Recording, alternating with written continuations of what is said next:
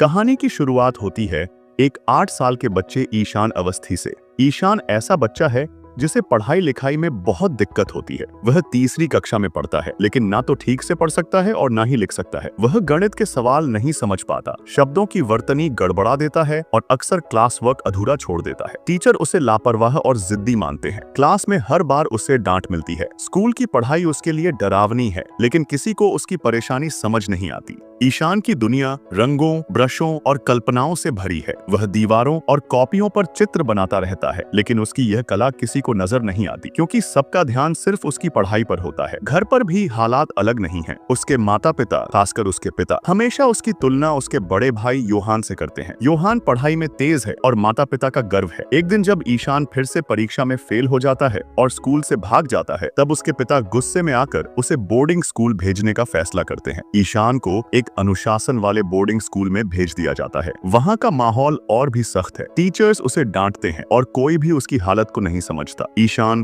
पूरी तरह से टूट जाता है। अब वह ना बोलता है, ना चित्र बनाता है, ना किसी से घुलता है। उसका आत्मविश्वास खत्म हो जाता है। इसी स्कूल में एक दिन नया आर्ट टीचर आता है, राम शंकर निकुंभ। ये टीचर बच्चों को अलग तरीके से सिखाते हैं। वे गाते हैं, खेलते हैं और बच्चों से दोस्ती करते हैं। निकुंभ सर जल्दी समझ जाते हैं कि ईशान में कुछ खास है, लेकिन वो अंदर से बहुत डरा हुआ है। वह उसके पुराने चित्र और कॉपियां देखकर समझ जाते हैं कि ईशान को डिस्लेक्सिया नाम की समस्या है। डिस्लेक्सिया एक ऐसी स्थिति है जिसमें बच्चों को शब्दों को पढ़ने और पहचानने में कठिनाई होती है। निकुंभ सर इस बारे में स्कूल के प्रिंसिपल से बात करते हैं। फिर वे ईशान के माता पिता को बुलाकर उन्हें समझाते हैं कि उनका बेटा नालायक नहीं है, उसे सिर्फ समझने और एक विशेष तरीके से सिखाने की जरूरत है। शुरुआत में ईशान के पिता यह बात मानने को तैयार नहीं होते, लेकिन जब निकुंभ सर उन्हें उदाहरणों के साथ समझाते हैं तो उन्हें एहसास होता है कि उन्होंने अपने बेटे को कभी समझा ही नहीं। अब निकुंभ सर ईशान को खुद पढ़ाने लगते हैं। वो उसे